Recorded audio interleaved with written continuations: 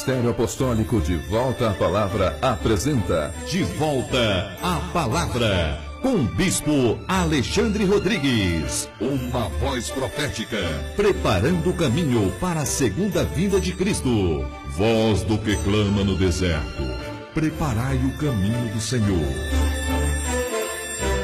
Bom dia! Toda honra e toda glória sejam dadas ao nosso Senhor e Salvador Jesus Cristo, ao Senhor da Igreja e a todos vocês que estão em casa, graça e paz vos sejam multiplicadas. Este é o programa De Volta à Palavra, um programa do Ministério Apostólico De Volta à Palavra, um ministério comprometido com a Palavra de Deus, no sentido da revelação da vontade do coração de Deus, segundo o seu supremo propósito, revelado em sua palavra, na Escritura Sagrada. Eu quero abrir o programa desta manhã, estendendo a cada um de vocês que estão em casa o nosso convite, para que vocês estejam conosco amanhã, domingo, às 9 horas da manhã, numa grande reunião da igreja, para juntos então celebrarmos a morte e a ressurreição do Senhor Jesus. Será uma reunião do Partir do Pão, em que teremos ali o cálice do Senhor, o cálice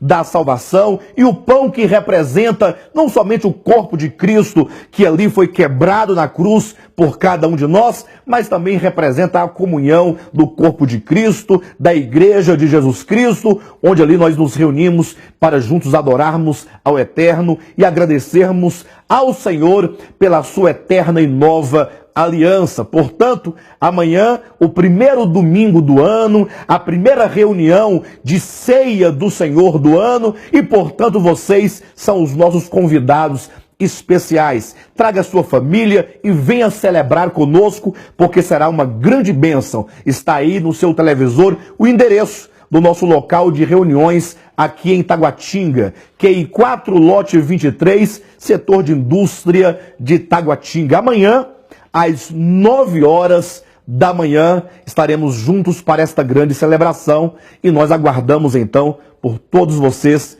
que nos assistem nesta manhã. É com satisfação, queridos, que nós queremos dar a continuidade. Nós agora, neste novo formato de programa, estamos atendendo às perguntas dos telespectadores. Vocês nos enviam suas perguntas e nós, então, a cada sábado, neste mesmo canal e neste mesmo horário, respondemos aos questionamentos que são mais relevantes, que têm uma maior importância para a edificação do corpo de Cristo. E já na semana passada começamos a responder a uma pergunta extremamente importante. Teve um telespectador que nos enviou a seguinte pergunta: qual é a melhor maneira de se estudar as Escrituras? E, portanto, nós começamos a responder a essa pergunta na mensagem da semana passada, apresentando ali alguns princípios hermenêuticos que são princípios, que são essenciais, fulcrais para todos aqueles que desejam ter uma compreensão adequada da Escritura Sagrada. E hoje queremos então avançar um pouco mais, queremos trazer agora um princípio que é extremamente importante, que é a diferença, ou qual é a diferença entre o Antigo e o Novo Testamento. Saber diferenciar o Novo do Antigo Testamento é extremamente importante, porque ele fará uma grande diferença nas suas conclusões no que diz respeito à vontade de Deus para o tempo presente. Isso é muito importante. E é por isso que eu quero começar a essa resposta, lembrando vocês dois textos da Escritura. Você tem que ler Mateus capítulo 5, versículo 17, e então comparar a Lucas capítulo 16, versículo 16, que nos dizem assim. Mateus 5,17 nos diz, o próprio Jesus declarando: não penseis que vim destruir a lei ou os profetas, não vim destruí-los, eu vim para cumprir. Veja que Jesus é muito claro quando ele diz que ele não veio abrogar, ele não veio destruir, ele não veio anular, ele não veio banir a lei e os profetas. Antes, ele veio cumprir. Como nós declaramos na semana passada, a palavra cumprir, segundo o termo grego de Mateus 5,17, é o termo plerou, que quer dizer a plenitude da lei dos profetas. Ou seja, Jesus não veio colocar de lado a lei, referindo-se aos 5 livros de Moisés, Gênesis, Êxodo, Levítico, Números e Deuteronômio, e também não veio colocar de lado os profetas ou o restante do Antigo Testamento. De maneira que quando ele diz lei e profetas, ele se refere ao Pentateuco, a conhecida Torá e também os profetas. Ora, se ele não veio banir e nem colocar de lado, o que ele veio fazer? Ele disse, eu vim cumprir, no sentido de trazer a plenitude, trazer o real sentido e o real significado de tudo o que a lei prefigurou e tudo o que os profetas predisseram ou profetizaram. Nesse sentido, a lei e os profetas, ou seja, os 39 livros do Antigo Testamento, eram na verdade um prenúncio, eram, por assim dizer, testemunhas de Jesus Cristo. Querem ver algo? Veja comigo aqui um texto que está aqui no livro de Romanos, no capítulo 3. É um texto que nos clarifica essa questão. Capítulo 3 de Romanos, versículo 21 nos diz: mas agora, sem lei, se manifestou a justiça de Deus, testemunhada pela lei e pelos profetas.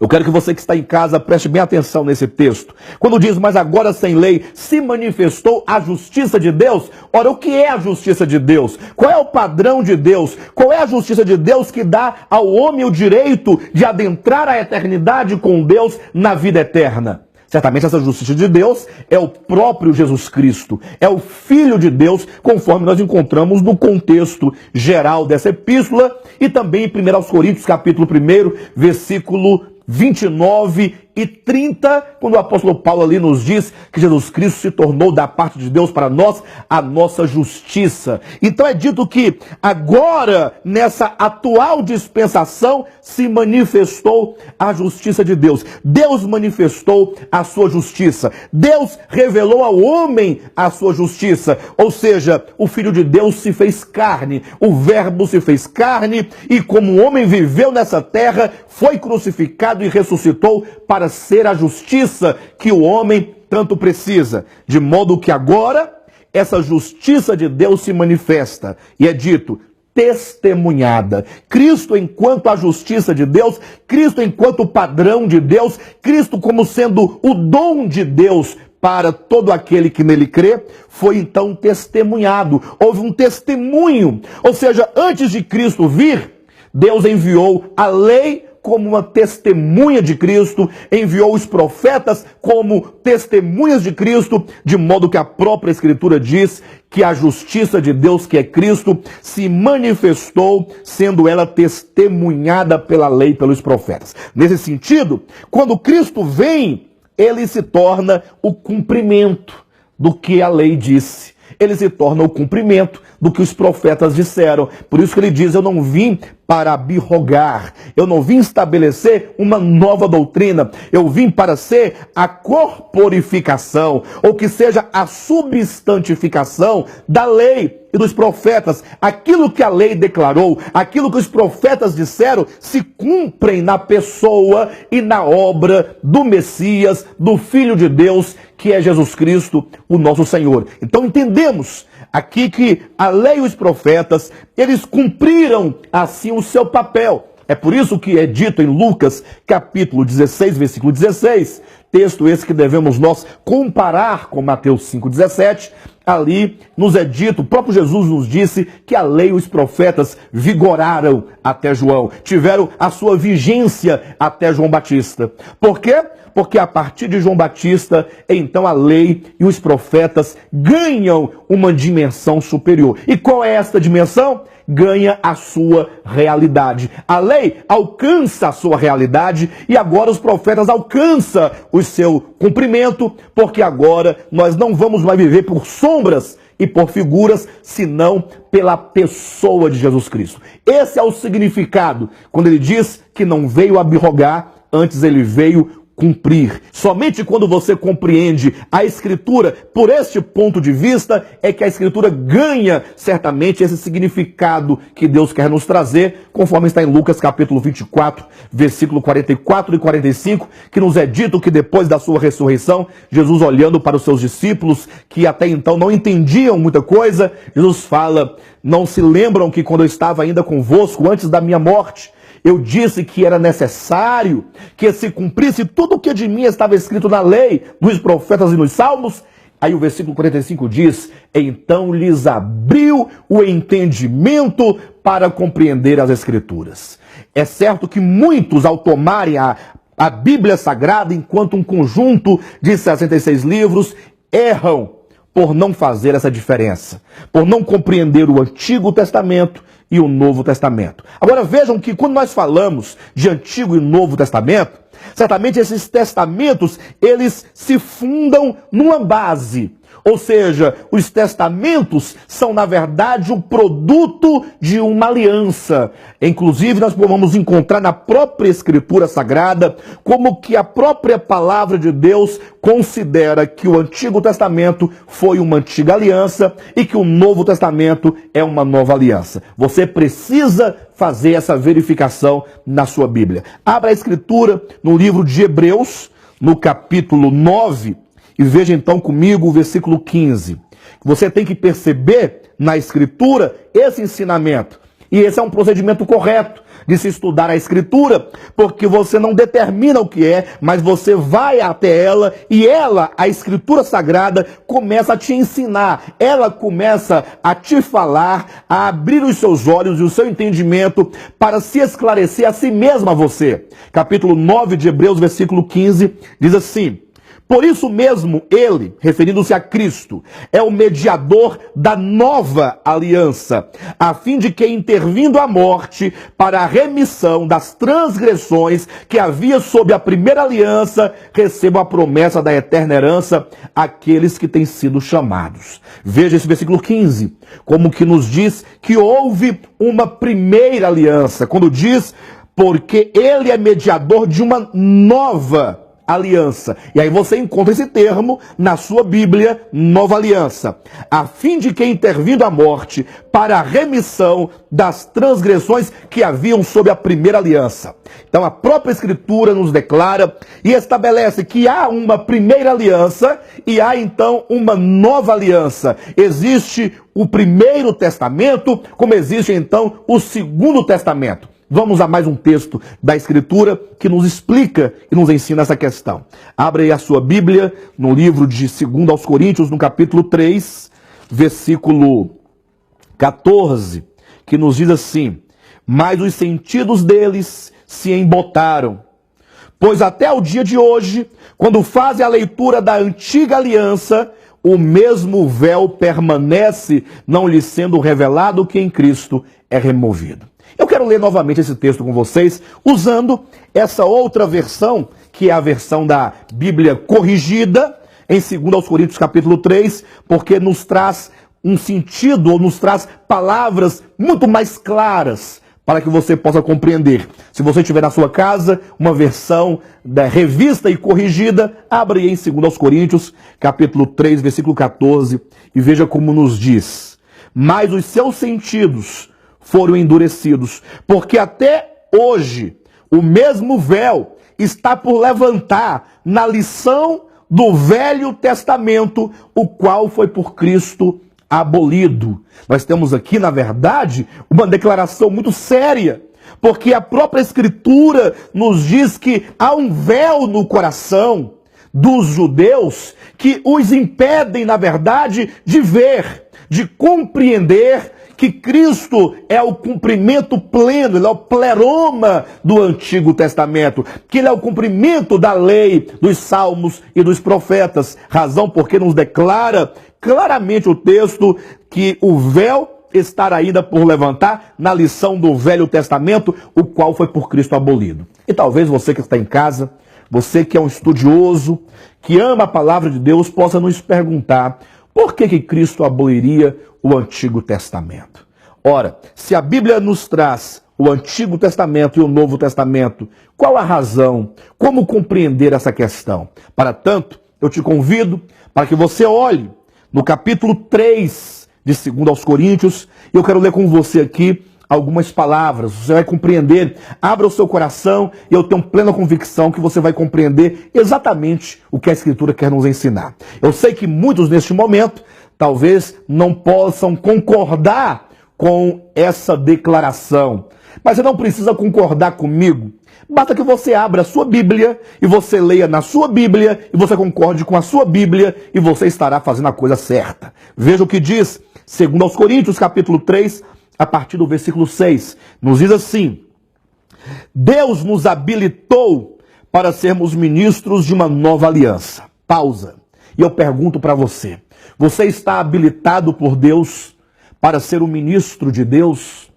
Eu pergunto agora aos pastores, líderes, bispos, apóstolos, seja qual for o nome que você carrega sobre você, você que é um dirigente, você que é um líder na casa de Deus, eu pergunto, você que é um ministro de Deus, que se julga um ministro de Deus, que se coloca como ministro de Deus, eu pergunto, você está habilitado para ser um ministro de Deus? Talvez você responda que sim, eu acredito que seria essa a sua resposta. Mas veja o texto. Deus nos habilitou para sermos ministros de uma nova aliança. Ou seja, o Novo Testamento constitui ministros da nova aliança. O Novo Testamento constitui e habilita ministros do Novo Testamento. Ora, mas tem alguma diferença em ser ministro do Novo Testamento ou do Antigo? Veja o texto. Deus nos habilitou para sermos ministros de uma nova aliança. Não da letra, mas do Espírito. Porque a letra mata, mas o Espírito vivifica. E Paulo aqui faz as dicotomias claramente entre o que é antiga aliança e nova aliança. Nós somos ministros, diz o apóstolo Paulo, da nova aliança, ou que seja, do Novo Testamento. E ele explica, não da letra. Ou seja, nós não somos ministros da letra, porque a letra mata, mas o Espírito vivifica. Claramente nos diz o texto que a antiga aliança era uma aliança da letra. Era uma aliança que matava, enquanto que o Novo Testamento é a nova aliança que é do Espírito que dá vida. E talvez você diga, pastor, eu não estou claro disso. Então continue a ler no versículo 7. E se o ministério da morte, e aqui agora o que ele chama de letra que mata, agora ele chama de ministério da morte. E se o ministério da morte, vírgula, gravado com letras em pedras, se revestiu de glória, a ponto de os filhos de Israel não poderem fitar a face de Moisés por causa da glória do seu rosto, ainda que desvanecente, como não será de maior glória o ministério do Espírito? Então veja no versículo 7 que o apóstolo Paulo, a epístola de Paulo aos Coríntios, nos revela claramente que o ministério da morte, que é da letra que mata, que é da antiga aliança, diz que foi gravado com letras em pedras. Ora, o que foi gravado com letras em pedras? Leia Gênesis, Êxodo, Levítico, Números, Deuteronômio, Josué, Juízes, leia toda a Escritura, leia o Novo e o Velho Testamento, de Gênesis a Apocalipse, e procure na sua Bíblia o que foi escrito com letras em pedras. Ora, você vai encontrar em Êxodo 31:18, é a letra da lei dos 10 mandamentos. Deus escreveu os 10 mandamentos com o seu próprio dedo em 2 tábuas de pedra, de modo que os 10 mandamentos são chamados na própria Escritura de aliança, a primeira aliança que Deus fez com o povo de Israel. Veja o capítulo 4 de Deuteronômio, versículo 13, como nos diz claramente a esse respeito, nos ajuda a entender essa questão.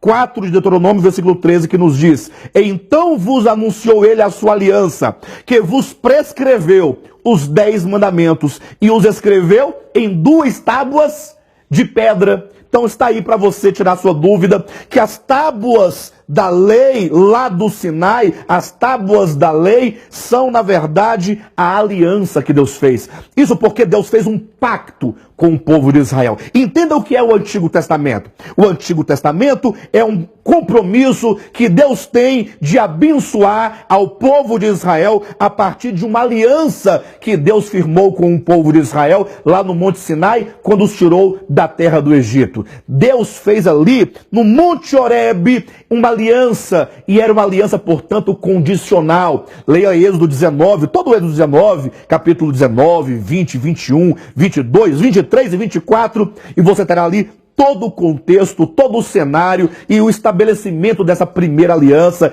que é a base do Antigo Testamento.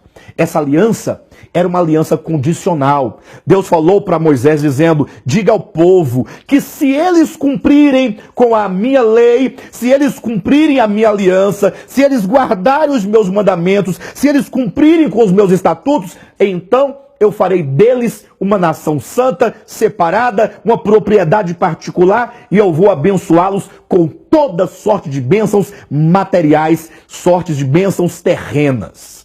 De maneira que o povo, ao ouvir tal proposta de aliança, o que eles responderam? Êxodo 19, versículo 8. Eles disseram: tudo o que o Senhor mandar fazer, nós faremos. Tudo o que o Senhor falar, nós vamos fazer. E assim, então, foi firmada a primeira aliança, que é a base, que é a coluna dorsal, que é o esteio de todo o Antigo Testamento. Leia a partir de Êxodo 19 em diante, e tudo que você encontrar até Malaquias capítulo 4 estará certamente ligado, estará atrelado a essa aliança que é condicional. O povo obedece, Deus abençoa. O povo desobedece, Deus castiga. E você não pode deixar de ler Deuteronômio capítulo 27 e capítulo 28, porque ali você vai encontrar as bênçãos decorrentes da obediência do povo aos mandamentos de Deus, e então você vai encontrar as pragas, ou que sejam os castigos, ou que seja ali exatamente tudo aquilo que Deus derramaria negativamente sobre o povo, como sendo consequência da desobediência do povo à lei de Deus, aos mandamentos de Deus, aos estatutos de Deus. De maneira que a história do povo de Israel é para nós, então, o melhor exemplo, porque Deus fez com Israel aquela aliança antiga, que é a base do Antigo Testamento, que é o Antigo Testamento vivido e praticado entre o povo de Israel e o povo de Deus. E olhe para a sua experiência. O povo de Israel viveu uma vida de desobediência. É certo que houve momentos áureos, momentos de obediência, de certa santidade, mas no geral a história de Israel é marcada por suas muitas quedas e por sua desobediência aos mandamentos de Deus. De sorte que em muitos lugares, tem o livro de Oséias como exemplo, você pode ler Jeremias, você pode ler Isaías, quando Deus muitas vezes ali declara que o povo quebrou a aliança, que o povo não foi fiel à aliança. Eles são comparados a uma esposa infiel, a uma mulher que se prostituiu porque traiu o seu Senhor da sua aliança.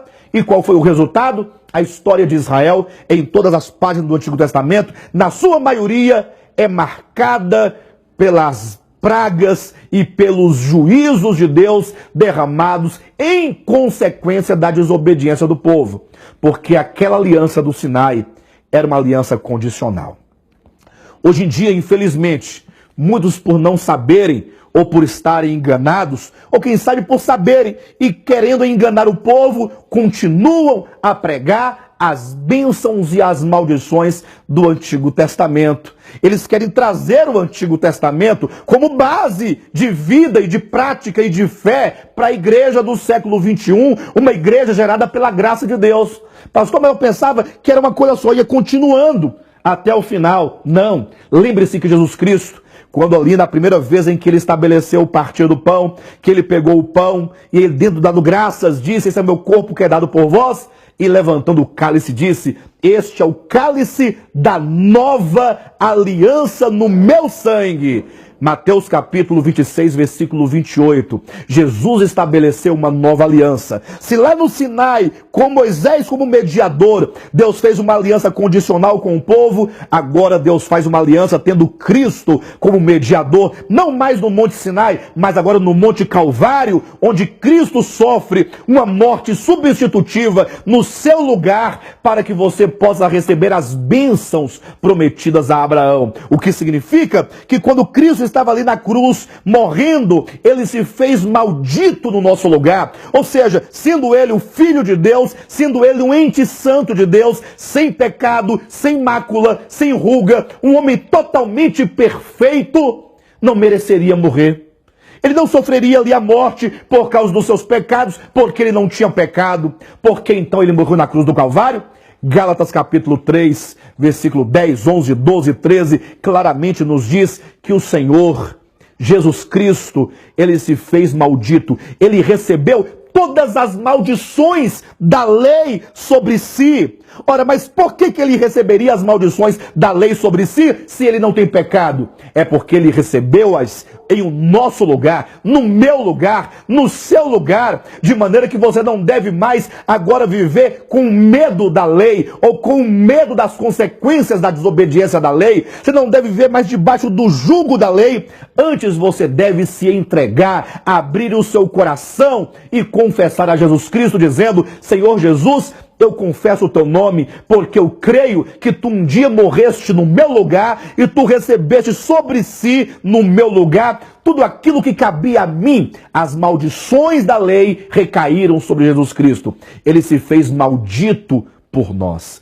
Ele se fez maldito no seu lugar, de maneira que você agora, pela fé, pode desfrutar de todas as bênçãos prometidas a Abraão mediante a nova aliança. A nova aliança é uma aliança incondicional. Não diz que se você fizer, você será abençoado. Pelo contrário, Efésios capítulo 1, versículo 3, que nós somos abençoados com toda sorte de bênçãos espirituais nas regiões celestiais em Cristo Jesus. Ou seja, a base da bênção no Novo Testamento não é mais as minhas obras, mas é aquilo que Jesus realizou por mim. É por isso que você deve estar nele, você deve crer nele, você deve andar nele. É uma questão da graça de Deus. É uma questão de você crer no nome de Jesus Cristo, e ele agora é a base. É por isso que o Novo Testamento, na verdade, tem Cristo como a plenitude do Antigo Testamento.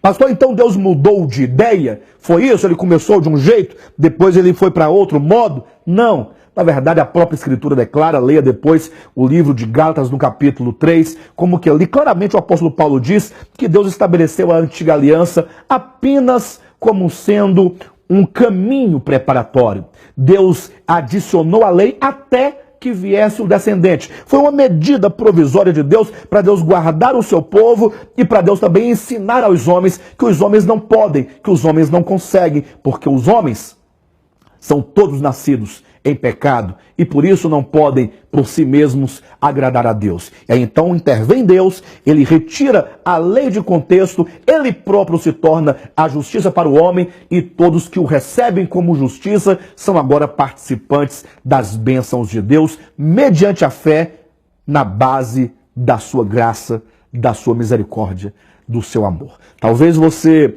não tenha ficado muito claro, porque o tempo não é suficiente, mas veja, vocês podem nos procurar no nosso local de reuniões, seja em Taguatinga, em Planaltina ou em Goiânia. No nosso site você tem todos os endereços, os horários de cultos, como também nós temos um livro muito oportuno para que vocês possam entender esse assunto, que é o livro Odre Velho e Vinho Novo, mediante o seu entendimento. Certamente vocês vão poder adentrar a Escritura e ter uma compreensão bem maior. Procure-nos e nós vamos poder ter comunhão e talvez trazer maiores esclarecimentos. Amanhã mesmo, às 9 horas da manhã, aqui em Taguatinga, na QI 4, lote 23, estaremos nós reunidos para partir o pão. Venha ter comunhão conosco, traga a sua Bíblia, traga também a sua família, venha receber de Deus, venha adorar a Deus e certamente seremos todos grandemente abençoados. Tenham todos vocês um bom sábado. Jesus Cristo é o nosso Senhor.